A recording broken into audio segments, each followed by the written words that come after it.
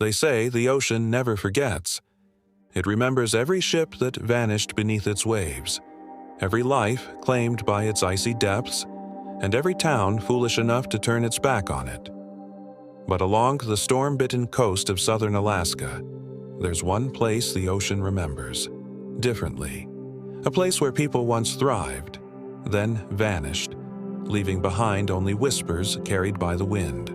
This is Portlock, a fishing village swallowed not by the sea, but by something far stranger. No one can say for certain when the first settlers arrived.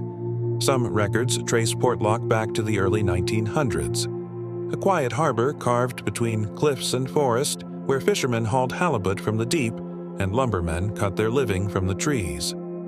It was isolated, yes, but alive. Then, the fear began. It started with the bodies. Men found washed ashore, torn apart in ways no storm could explain. Others simply vanished, leaving behind their nets, their tools, their homes, and their silence. Locals whispered a name: Nantinaq, a creature said to live in the mountains, half man, half beast. Some claimed to hear its heavy footsteps echo through the fog. Others swore they saw it watching from the tree line.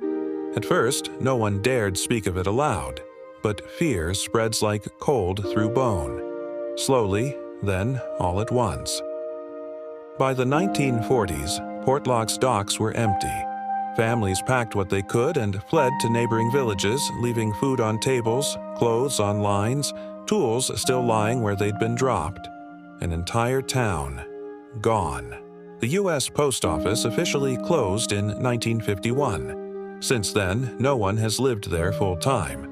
Only researchers, soldiers, and the occasional curious traveler, each drawn by the mystery of how a thriving settlement could simply cease to exist. What happened in Portlock? Theories abound. Some say it was economics, that the fishing trade collapsed, forcing people out. Others insist it was something darker. Old-timers from nearby villages still tell stories of screams heard across the bay, of hunters who vanished without a trace, of massive footprints in the mud, far too large for any man. In one account, a search party found a body crushed and mutilated so completely they refused to speak of it again. Was it a wild animal, a bear, or something older, something the native stories had warned of long before the first settlers ever arrived? Today, Portlock lies silent. Cabins stand half swallowed by moss. Rusting boat engines sit where they died, their propellers fused with coral and salt. When the fog rolls in from the Gulf, Iditsi said you can still hear the faint clatter of nets, and the sound of a single hammer echoing from the abandoned sawmill. No one ever sees who's holding it.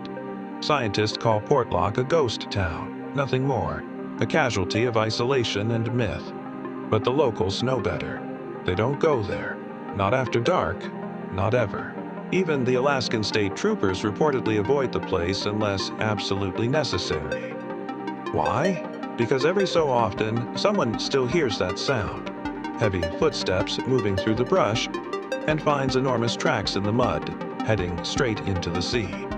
So the town waits, half consumed by forest, half claimed by tide.